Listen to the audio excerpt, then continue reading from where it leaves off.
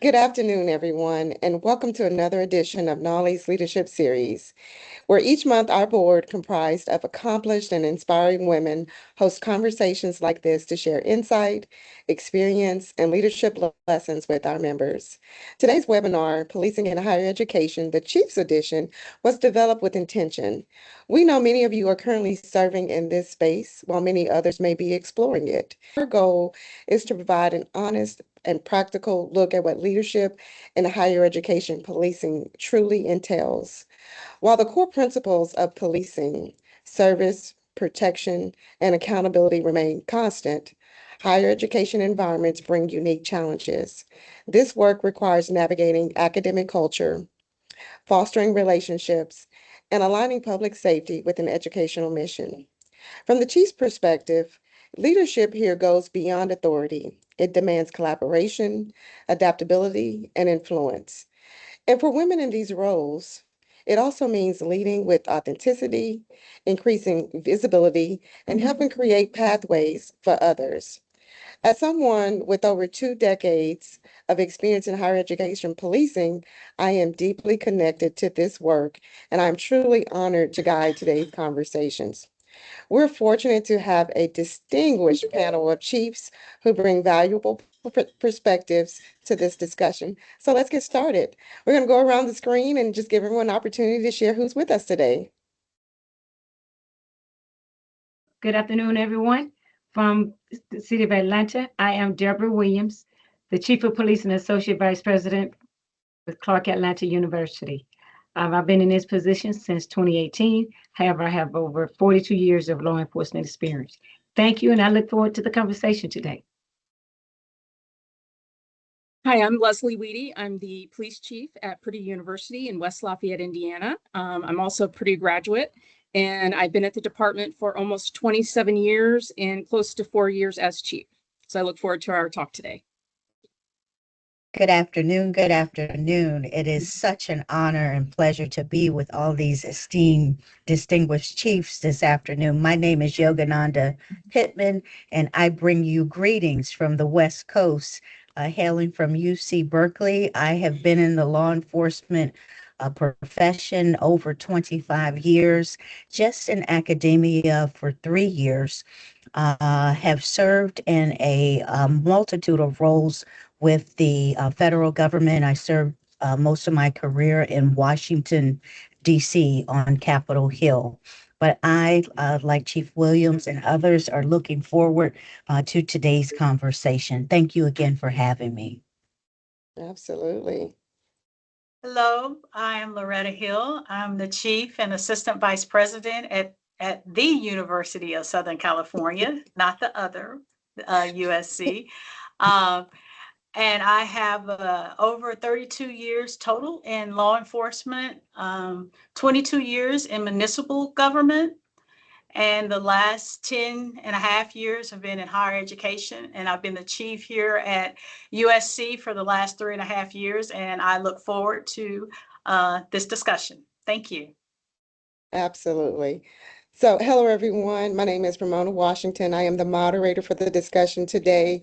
I am from the University of North Texas in Denton, Texas, and I have been in law enforcement for 28 years, but I've spent 23 of those years at UNT, and I'm going on 3 years sitting in the chief's chair. So, we are the mean green and I bleed green, and I am looking forward to the conversation today. Thank you all for being with us.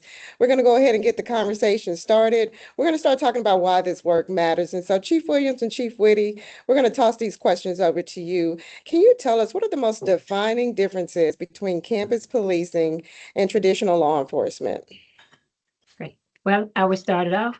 I get that question every time I speak to someone and they know that I've served 28 and a half years in a municipality, 4 in K-12, and my last 9 years here as the chief of police with Clark Atlanta University. You know, campus policing is rooted in the same core principles as municipality: service, protection, and accountability. But the environment is what makes it different. On a campus, we're not just enforcing the laws. It's about being a part of a learning community, as you said earlier in your introduction. How do you police in an academic setting? You don't police the same. I tell them all the time. It's more about the community. It's more about being proactive instead of being responsive to the crimes on the street. It's more about having that positive engagement and partnership with the community that we serve. And remember, our community is primarily young adults in a developmental stage. They're just learning how to be adults. They think they know, but they really don't. We balance enforcement with education, mentorship, and redirecting their training of thought. Because remember, they're coming from a household, some with parents and some with no parents. But then they're coming into an environment where we're taking on the role. As I told someone earlier when I was meeting a parent, I said, well, you drop your student off. I am that surrogate mother. And so that's exactly what we are on our campuses. We're not replacing them, but we're that temporary component of their family structure. So when they're coming on, when it comes to higher ed, we have to remember that this is their home. So we can't police like we police on the street or in a municipality. We can't police our campus the same way. We engage more proactively. We have to get in front of the issues, as I said earlier, instead of being reactive. So one of my saying here on campus, we police our campus. We don't police our students. That means our goal is not just enforcement. It is development, safety, and success. And I'm gonna pass it over to my partner. There you go, Chief. I don't know if I could say any more. That was like perfect. Perfect. Absolutely. I absolutely agree with what you said. We are a big component of educating, not just the law enforcement piece, but it's about education. And I know at Purdue, we have a very diverse population, a lot of international students. So it's not just our United States citizens that are here, but we have international students that often are allowed to drive on the roads, but don't also understand some of our laws. So there's a lot of education that goes on during traffic stops and that kind of enforcement instead of a ticket or an arrest. It is about education and, allowing them some grace at times when it's feasible to do so. And I think another side of it is from campus law enforcement is we have to worry about standards, compliance, special regulations like Clary, Title IX, different things like that the cities wouldn't necessarily worry about. So there's a lot of other extra things in there too that we have to consider to help maintain the safety of our campus. All right, so Chief Williams, you mentioned getting ahead of issues in advance. And so building on that, in what ways do campus environments amplify broader societal issues? And how does that impact policing strategies?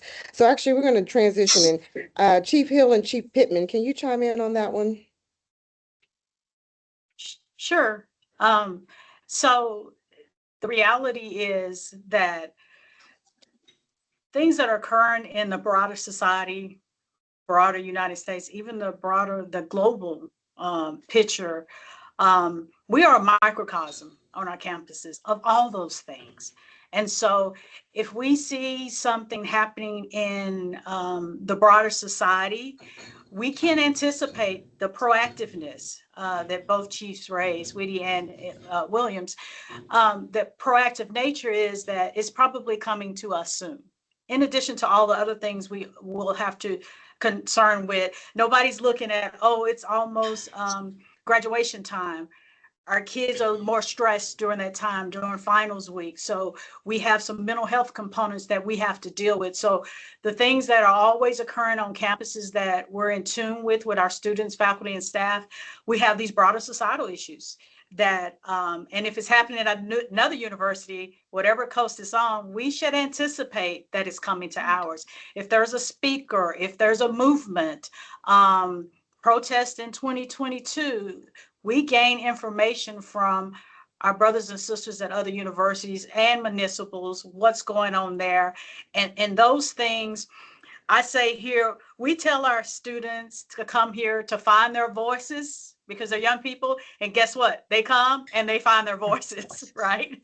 And so we deal with that. And so it impacts us in a way that we're always trying to get ahead of what's coming next. So we can prepare our students, right? It's not for us to, try to police them. We're trying to prepare them for, okay, if you do this, let's talk through this.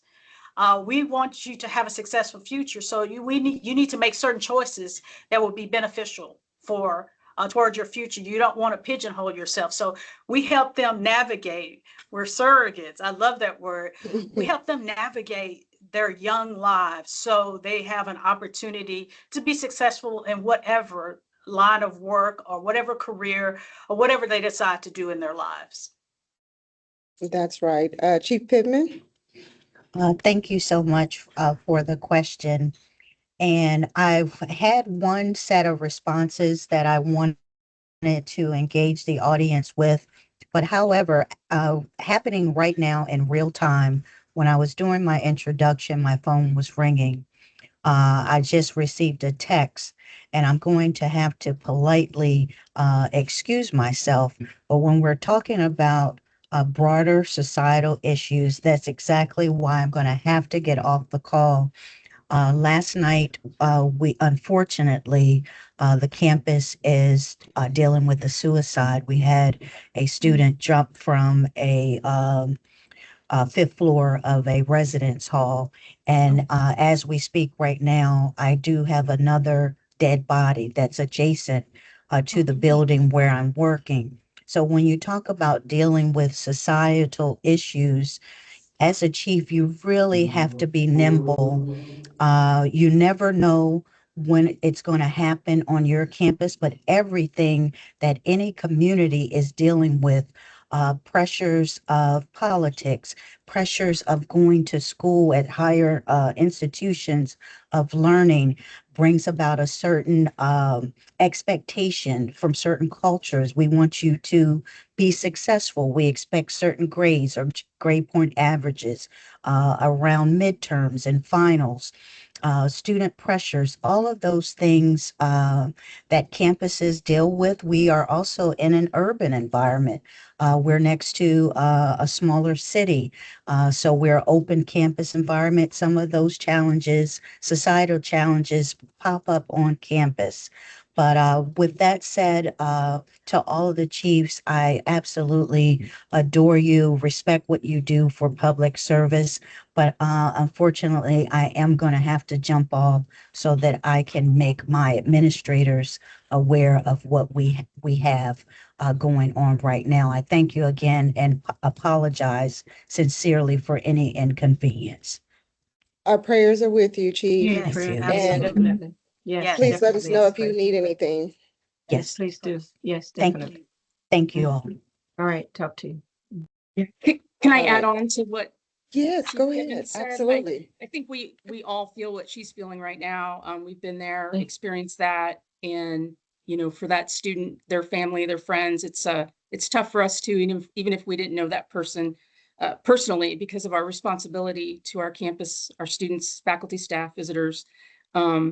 But the mental health is a serious struggle, and I've always been a big advocate through my entire career and been heavily involved in CIT. And I think that's something, I love when my officers get trained on that and you learn those special skills. And some people are just so talented in that area too, to have the empathy.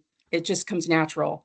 And I just feel for, Yes. all of our officers, our responders, as people who, are dealing with this right now. But along with that, talking about how we might police different, this is where we work close with Dean of Students. This is Yes. where we bring in our campus partners Mhm. to work together and to help this process and help those who are feeling that loss and to help them get through this. So I just wanted to say that. I mean, it's like we all are struggling. We all Yeah. deal with these things. Right, So definitely. it's tough. It's tough. Because Yes. like we said, they're more than our students. They're not just Yes, students. absolutely. And you asked a question, and that's the difference I always say.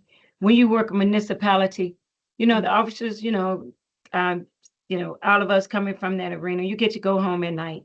The parents, the students are already there with their parents. But when they come into a higher ed setting, this is their home. Yes. This is their home. It's personal. We're up close with those students. And those relationships that we build with them, it goes beyond the four walls of our universities, our colleges. Absolutely. So that's why you probably hear that in all of our voices right now, because Yeah. we've all had situations. And then, and to know that not only one, but dealing with a secondary situation. So yeah. Yeah, Yeah. it's hard. Yes. But that could Yeah. have been any one of us receiving that call. Yes. Yeah. Yeah, and kind of building off of what Chief Pittman is, experiencing and navigating right now, I would also say that as soon as I jump off of this panel, I'm going into another panel to talk with university presidents and chancellors about processes and protocols and public safety, have this similar public safety conversation. And so that kind of leads us into the next question. And the question is, how does the expectation to align with an educational mission change the way that chiefs lead their organization? And I would add also, like in our university, you don't want to be in a position to where your president or your chancellor, they're caught off guard, but you also need to know how you align. And I always talk about how important alignment is, because you can move the ball forward, but you got to know what the expectations are, and you got to know how to align with your leadership. So let's see. I guess we'll bounce that question around to maybe, well, everyone. Chief Hill, you want to take that one? Sure, I'll start.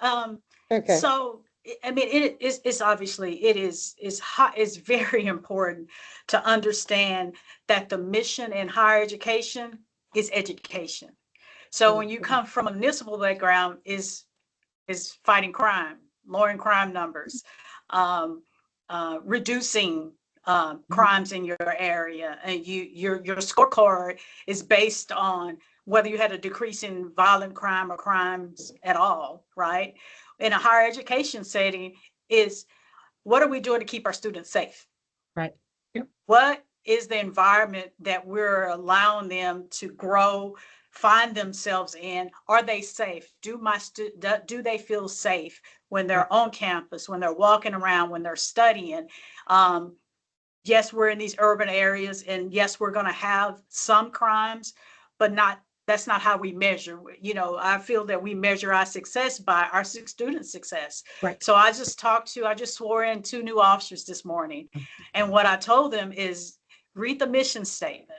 We are here to create an open, welcoming environment for our students, faculty, and staff. So they may pursue whatever it is. I said, you have the next person that's going to research cure for cancer. So you have the next Grammy Award winner. You have the next Pulitzer Prize winner. You have the next person that writes a book that helps self-help. So all of those people are in our universities right now. And what an awesome job and role that we have to say we are part of that. Because believe me, if I get a NASA astronaut during the time I'm here, I'm going to say, I'm part of that person's success. I'm claiming it all, right? Right. And so that's how you feel, like both chiefs says. It's like Lesley and Debra. It's like you feel like you're a part of them. They're a part of who you are. And if they can get through measured success by they were safe, they felt safe, not safe from maybe I'll be a victim of crime, but safe that even if something happens, I have a department of public safety. I have a police force here. I have a student concern, student life, all those wraparound services. They're going to take care of me. Right. That's our measure. That's what's different. And that's aligning with the education mission.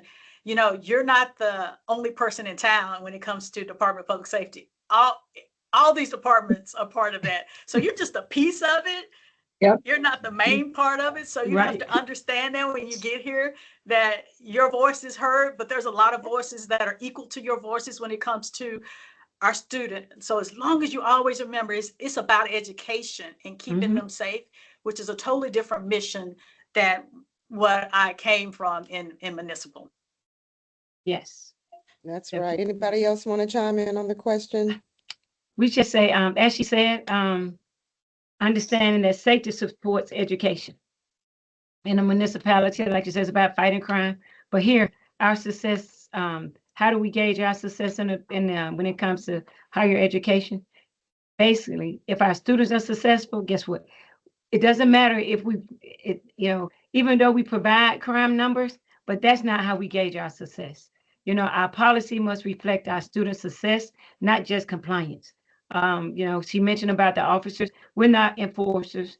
We're guardians. We're that part of I said we're that part of the law enforcement community that are not warriors. We're guardians. I mean, starting from the time we enter the door and to the time we leave.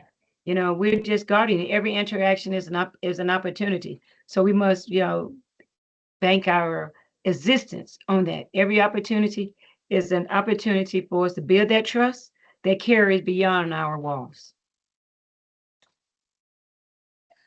That's right. So we know what the statistics tells us about women being underrepresented in law enforcement, 13% nationwide, but then also even less in terms of executive positions, 3% in the executive roles.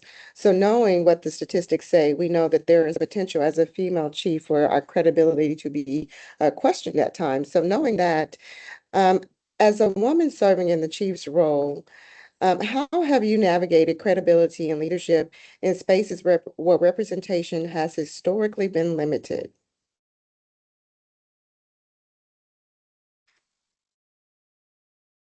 Lesley, you want to go? Yeah, I keep going.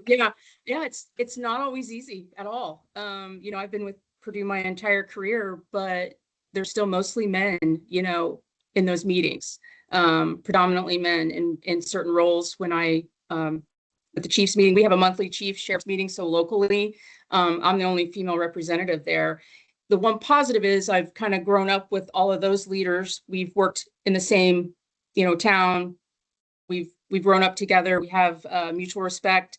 They're allies. Those are positive things. But then at the university, not everybody, as you move through the ranks, you may not always have access to certain people because of what your role and responsibility is.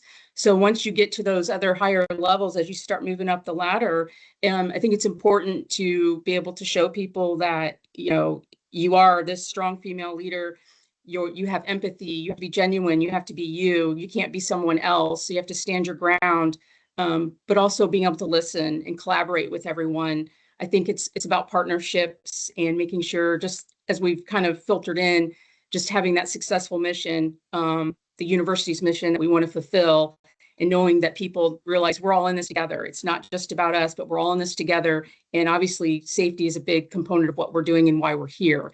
So I think it's when you put it all out there on the line and you let them know, especially when you're dealing with a lot of academic people that may not understand law enforcement, that's where things can get tricky, because sometimes people like to tell us they think they know more than us, right? Yeah, exactly. And so it's sometimes you have to steer some things around and make sure people understand, like, no, this is where our focus needs to be and this is why, and explaining those situations. So and I often do get calls. My boss calls, but I also, the provost, every now and then the president's called me about different things. I'm sure you guys have had the same situations, and that's a positive, that they trust you. They know that you're going to help take care of the situation, or if they need an answer, you've got that answer for them. So there's a lot of things that you just have to build yourself up, build that credibility, be able to just show them, what you're doing, and that's, you just show them, what you're doing. I mean, I guess it's that simple.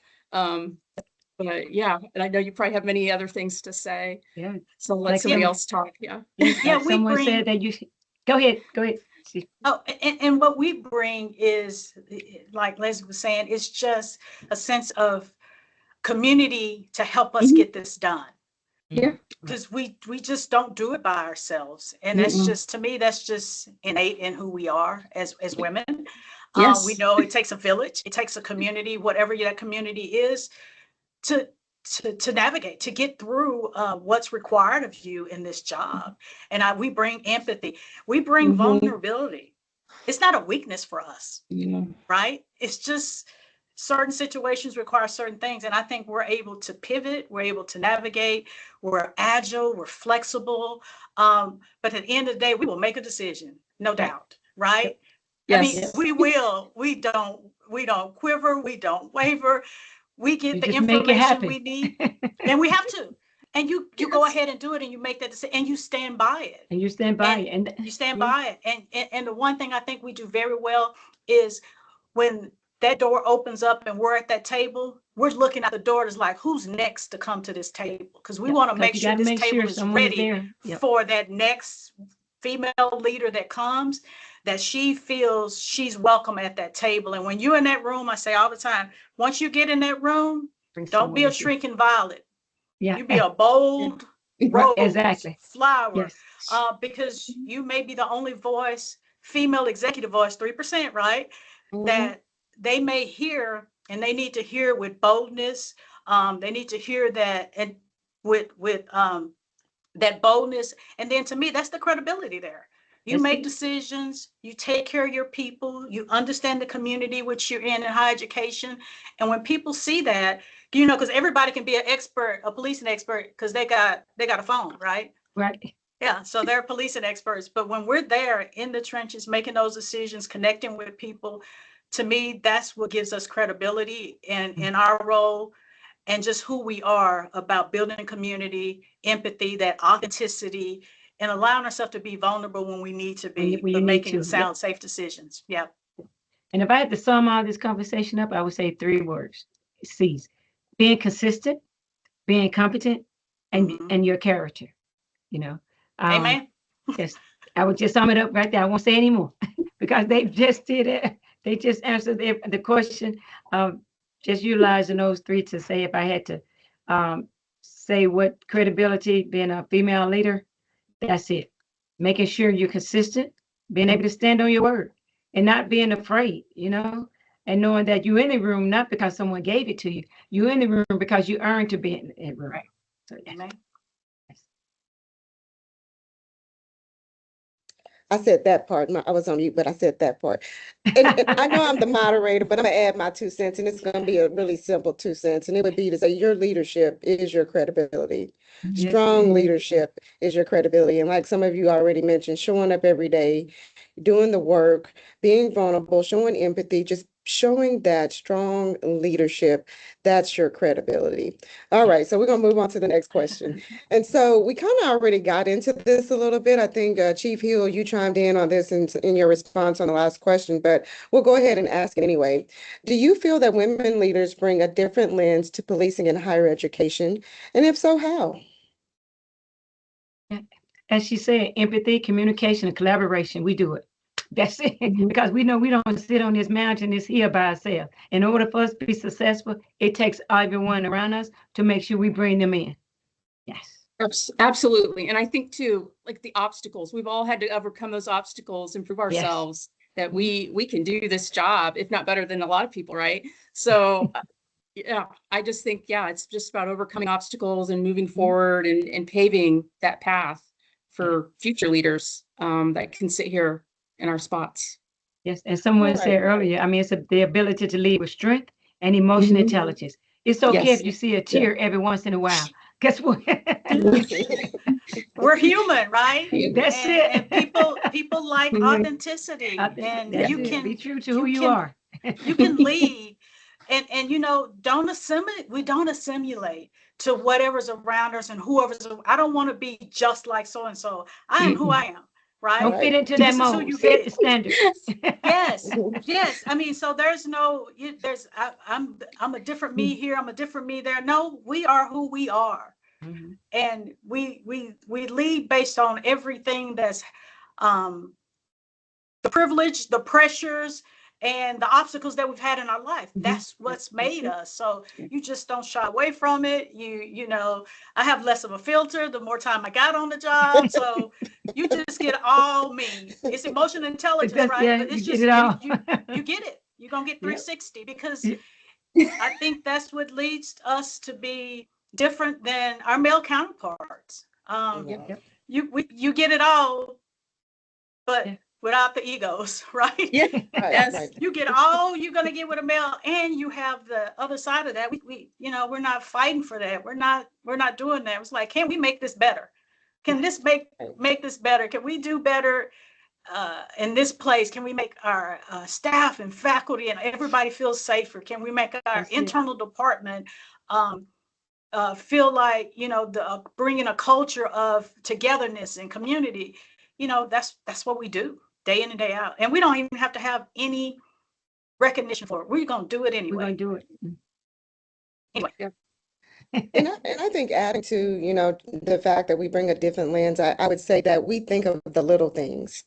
And it's not to say that, men can't think of the little things, but even simple things like for me, I come in the morning time and I have always made it a point to walk around my PD and say good morning. I don't care how I'm feeling because all days aren't good days, but I still come in and try to bring that energy because sometimes I need to be giving them the energy and sometimes I need their energy. But I'm gonna make it a point to say good morning to everyone and ask them how they're doing, asking how the baby's doing. And one of the other things I always say to my folks is, I'm just glad I'm on this side of the dirt because it could have been the other way around. That's it. I'm still standing. I am still standing. I'm still here. We're going to keep pushing today. It's just the little things that make a difference, in your agency. And I think that is something very unique about us as women in terms of what we bring to the table, just thinking about those little things. So, Definitely. all right. So I guess the next question, we're going to pivot a little bit and we're going to talk about mentorship and legacy. And we want to talk about how important is it for female chiefs to intentionally mentor and develop the next generation of women leaders, specifically in higher ed? And what does legacy look like for you as a leader in higher education policing? So, Chief Williams? Yes. Okay, great. Good question. Mentorship is not optional. It's a responsibility that we have. It's a responsibility putting on these uniforms each and every day, showing up. It's our responsibility to make sure, as someone said earlier, that when we leave from out of the room, that someone is still inside in the room that looks just like us, right? So we have to be intentional. We have to be intentional about opening doors for the next generation.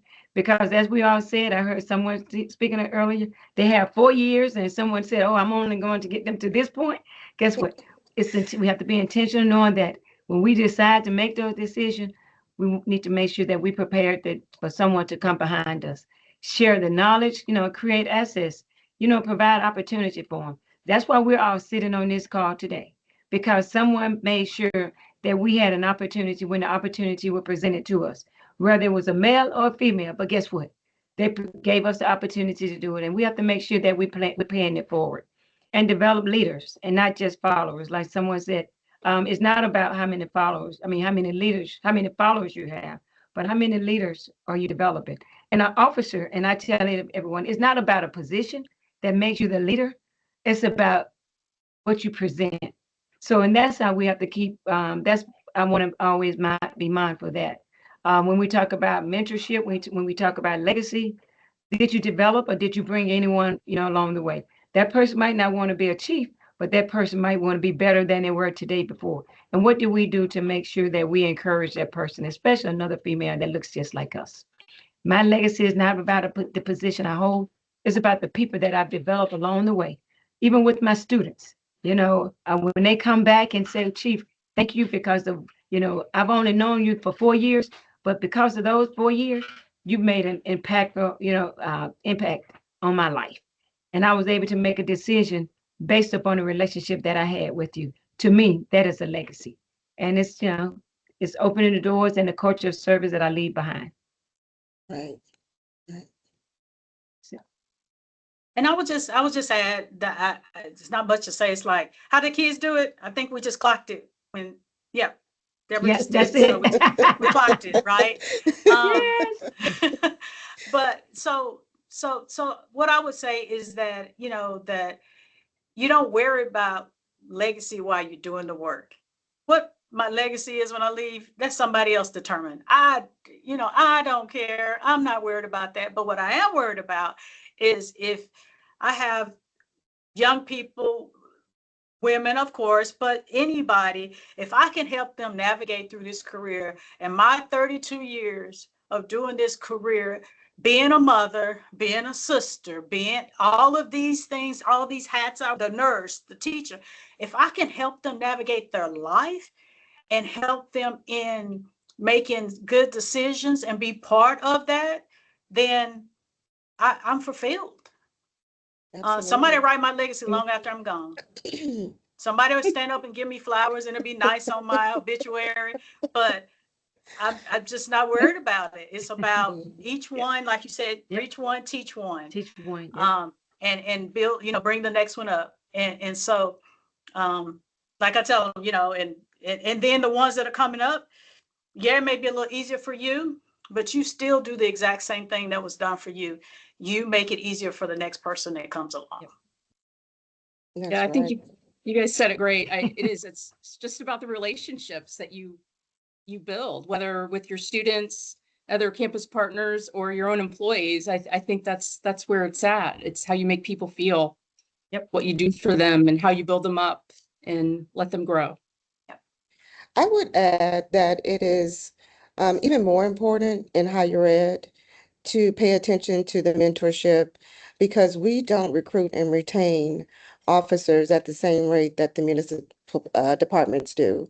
You know, we know that there are challenges to hiring and recruiting right now, that there's a decrease in the number of applicants that agencies are seeing, but that's even more so the case for institutions of higher ed, police departments in higher ed. And even in that, you know, not only are we seeing a decrease in applicants, we definitely don't see as many women applicants. So the ones that you do get in the door, you really have to be intentional with how you're working with them to mentor and keep them, because in higher ed, one of our biggest challenges is we don't pay the same amount as these municipal agencies. We're constantly fighting for money to pay officers, you know, Trying to keep officers, right? yeah, just trying to keep them. Yeah. And when you get a hold of someone, like they have to be there in your agency for the right reason. And if they are there, because it's got to be a good fit both ways. I've always said that, because this work is not for everybody. You got to make sure that this is what you really want to do, because there's so many different options that people have out there in types of policing and agency types, agency size. Some people want all the action. Some people just want to be low key. Some people want to focus on engagement, but it's got to be the right fit. But it's especially hard for us, and we have to be really intentional with that mentorship in higher ed, because I don't know about y'all, but my experience has been, it has been difficult to get women through the ranks before they leave. Yeah. And, you know, I had a 10-year sergeant that I tried to keep on. She was probably going to be my next lieutenant. And she found that there was another agency next door to us that was paying $20,000 more, and she left. And so in some cases, you know, we hope and pray that mentorship helps. And even if it doesn't, we still got to do our due diligence to, you know, try to develop them. So for that, I just feel like it's even more important for us to pay attention to that mentorship. Well, all right, we'll keep moving now. So the next question we mentioned early on in our introductions that some of us transition from municipal to higher ed, and then some of us, like myself and Chief Wiete, we grew up in higher ed. And so I think that kind of looks a little bit different, and so we want to talk about that. So Chief Wiete, having spent your entire career at Purdue, how would you describe the connection to your institution?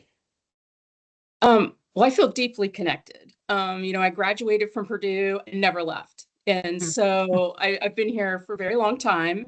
And I think, you know, I have a lot of institutional knowledge, so that's a part of it. And you grow up in the department, you know, learning, moving through the ranks, getting to know all the different people that are on campus, and, you know, being involved in different, you know, trainings or safety type classes.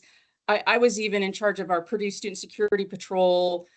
I did it for about 10 or 12 years. Of course, it was a long time ago, but I mean, those are things that brought me a lot of satisfaction. And even kind of going back to the last question, I still have students from that will come back to the department just to stop in and say hi, you know, if they're in town to visit or whatever they're doing. So those are, you know, building those relationships like we've all kind of talked about through this presentation, but it's just, it's different, you know, it's like family, it's home. This is just where I've been forever. And at the moment, I think about doing different things and also leaving like everybody else has done different things. But right now, this is where I'm meant to be. I still have a lot more things to accomplish. So That's right. So we're going to have one more question, and then we'll yeah. pass it on to the other folks. So how does that long-term connection influence the way you make decisions or lead your department? Yeah, well, you kind of learn what's expected of you, especially when you're growing through the ranks. But when you get to different levels and you're figuring out what the executive leadership wants or what they expect or how they need things, that allows you to communicate to your employees too of how we need to do things, or this is why we do things. So I think that's really important. And I mean, you're able to take advantage of all your relationships that you've built over the years. People know who you are, and that's helped too with your reputation, your credibility, different things like that have allowed me to accomplish things that I've been able to as chief. It's not always easy because I think money's always a problem, right? But those are different things. Just being able to have those long-term connections with all our campus partners. I mean, there's a lot of us that have been here a long time together in, working through whatever areas everybody's in, but those partnerships are just what keep us going together. And that's kind of why I feel like Purdue Police were successful in a lot of ways, but it's also because of all these other entities in the university that we built those relationships from, because we value each other's connections and expertise in their areas. I probably went off track there, but. So like you, Lesley, I also grew up in my agency. I left home, 20 something years old, going to UNT to finish my degree. I finished up looking for a job, and someone said, "Hey, UNT is hiring," and I was like, "Well, they're not the real police." And I was like, "I don't know." I hired on, and here I am 20 something years later, and I'm still there. But I've had the opportunity to experience UNT as a student, as a staff member. I was, obviously an employee, as an officer, and then a professor. I came back and I worked as an adjunct, and then eventually made my way up to the chief's chair. But in those experiences, I have felt deeply connected to the university. But the thing that I think stands out the most in terms of my time with the agency and the connection is the institutional knowledge. I think that has served me really well over the years to have been around as long as I've been around, because there's a lot of turnover in your institution. And when you have folks come in and they, want to change this or do that, and they don't have the institutional knowledge of what's happened long before they got there. And so that is super important, and something that I really value is the institutional knowledge. I value the connection. That is my family. That's my community. They're my peoples. However, that institutional knowledge serves me really well in my role. All right, so we're going to transition, and we're going to talk to those who didn't grow up in higher ed. So Chief Williams and Chief Hill, Okay. do you feel you developed the same level of connection to your institution? Why or why not? I think both perspectives, I mean, you could benefit from both, because coming into this role, coming from K-12 and municipality, I mean, it took a learning curve, believe me. It took a learning curve, because I had to ask the question, why are they doing it like this when they should be doing it like that, right? Because remember, they're already into an educational environment. So now I'm bringing all of my expertise from a municipality and K-12, trying to fit it into this box, not realizing that there are certain parameters that where you can operate in higher ed and education, period, especially higher ed, that you cannot operate in a municipality. So there was some adjustment that I needed to make, but also I realized that it took what makes it work, that I'm able to, look at it from both lenses now. Because I still go back and bring some of my old, some of my old things that I did in the municipality and K-12 into the situation that I'm dealing with.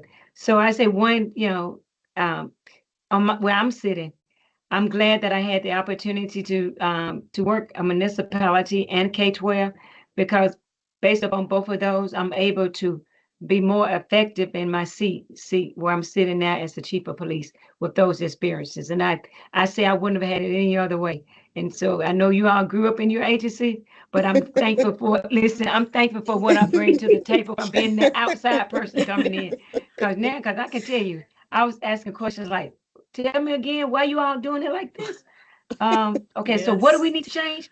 But before I got there, before I got to that point that we needed to change, I needed to make sure that I listened first. So, yes.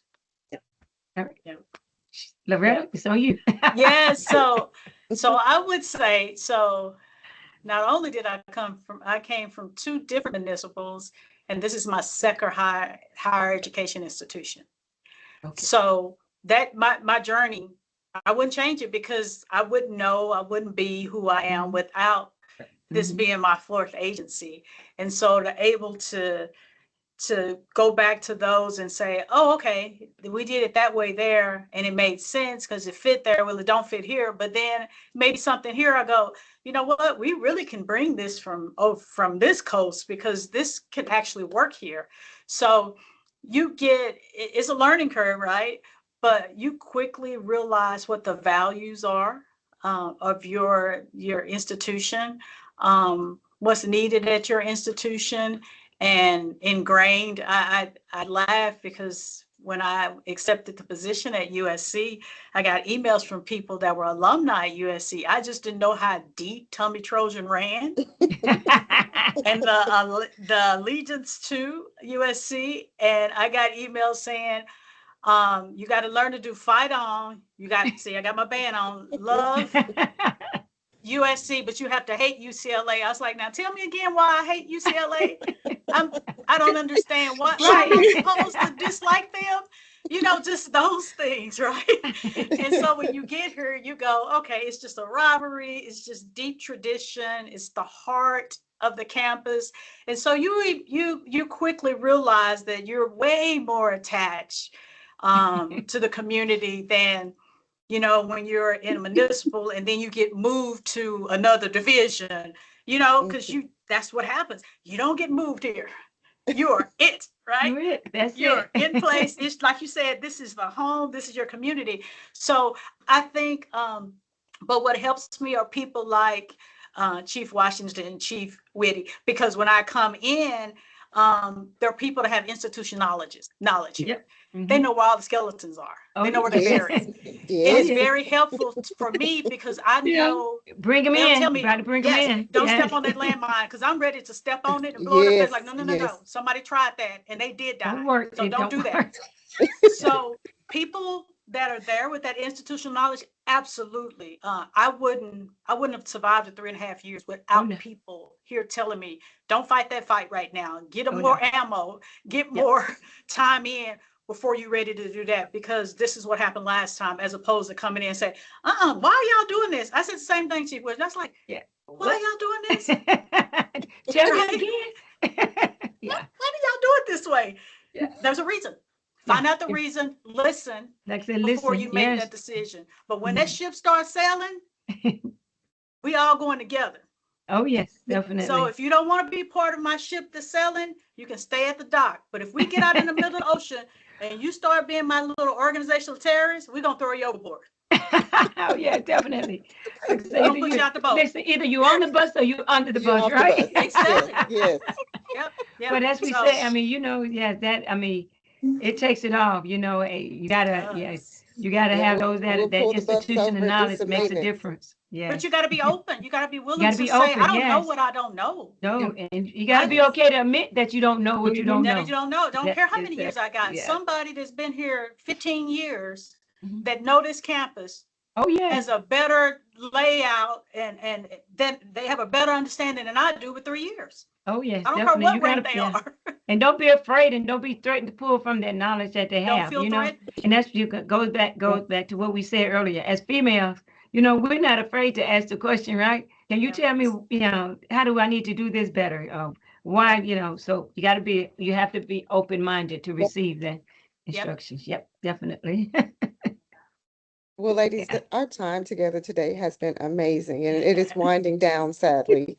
And I want us to leave our folks with a piece of advice. So I'd like for us to kind of go around and offer advice to someone aspiring to be promoted to a chief position within a higher education setting. And what would be the most important advice you would give and why? Okay, want to start with me? Sure. Okay. Oh, no, I'll let you go, Lesley. You go first. Oh, are you sure? Okay. Yes, and I go, I know it's hard to stick to just one thing, but I know it is. I feel like the one thing I struggled with is I felt like I had to be perfect and I didn't want to make mistakes. And so I have learned, like, it's okay to make mistakes, own your mistakes. You know, you're going to get buy-in. People are going to be like, all right. But it's just like, don't aim for perfection. It's exhausting. Just do you, make your decisions, do your job, but don't worry about being perfect. That's where I think I struggled sometimes, I was just thinking through two things. You know, when you do have time to think about it, you just think and think and think, and it's like, that's not necessary. Sometimes you just go with those first instincts if you need to, but don't aim for perfection. It's exhausting. Yeah. I would say, if I had to think about it, lead where you are before Mhm. you lead where you want to be. Make sure you're able to lead where you are, because sometimes we want to just jump the gun and say, oh, I want to be that chief, right? Yeah. But you still don't know how to lead. So just remember, if you lead where you are, you building relationship, you building your foundation, you building your credibility, and you're learning along the way. So don't be afraid to sit up under someone and learn all you can. And then when you finally do get that position, now you're able to be that leader that you wanted to be. And I am going to echo what they said. That's the time to be a follower. You need to be a follower, an intentional follower at that time, so you can absorb all the things that you need to from what Chief Williams says and Chief Wiete, what she said. You are enough. You're not good. You are enough. You have prepared yourself. You've led. You followed until you become that leader. You are enough. Go get it. You are enough. Go get That's it. it. Stand proudly and stand boldly. Yes, yes. You are And so enough. I would add my last 2 cents here, and I would say that remember that you are one person, but you cannot do this job alone. That the relationships that you build are not only they're vital, they're vital to your success. And start inside your agency. Those relationships inside your agency are going to be where your support and your help comes from. And then external to your agency, you're going to look at your VPs, your president, your chancellors. Those relationships are so important. That alignment is so important so that you can be successful in the role that you're taking on. So if I could leave you with anything, it would be to make sure you put those relationships at the forefront, make those a priority in developing those relationships, because they will be key to your success. So having said that, our time is up. Thank you all so much for being with us today. So as we wrap up the conversation today, I want to extend a sincere thanks to each of our panelists. Your honesty, your leadership, and willingness to share your professional journeys and personal perspective have made this discussion incredibly meaningful. I also want to thank Nolly for continuing to intentionally create space for conversations like this, conversations that elevate leadership, representation, and the diverse pathways that women take within the profession. And to everyone who joined us today, whether you're currently serving in higher education, policing, whether you're aspiring to leadership, or simply seeking to better understand this unique space, thank you for your engagement and your commitment to learning. Policing in higher education is nuanced, it's complex, and deeply impactful, and it requires leaders who are thoughtful, collaborative, and mission-driven. So as you leave this session, I encourage you all to continue the conversations that we sparked today, to seek mentorship, to support one another, and to recognize the value that higher education policing brings to the law enforcement profession and the academic communities we serve. For our panelists today, you are truly inspiring. Each and every one of you, thank you so much for sharing your time and your insights and the advice you offered today. I am confident that I speak for the members of NOLI when I say we appreciate all you have done to support women in the profession. And to everyone tuning in, we appreciate you being with us, and we hope you join us for future conversations. I would be remiss to say that I did not say earlier that I serve on the NOLI board as a treasurer. And so I encourage you all, if you missed any of our leadership series, to go to the website, nolli.org, where you can find them in the programs and education section of the new website. Have a wonderful rest of your day and take care. Thank Thank you. you.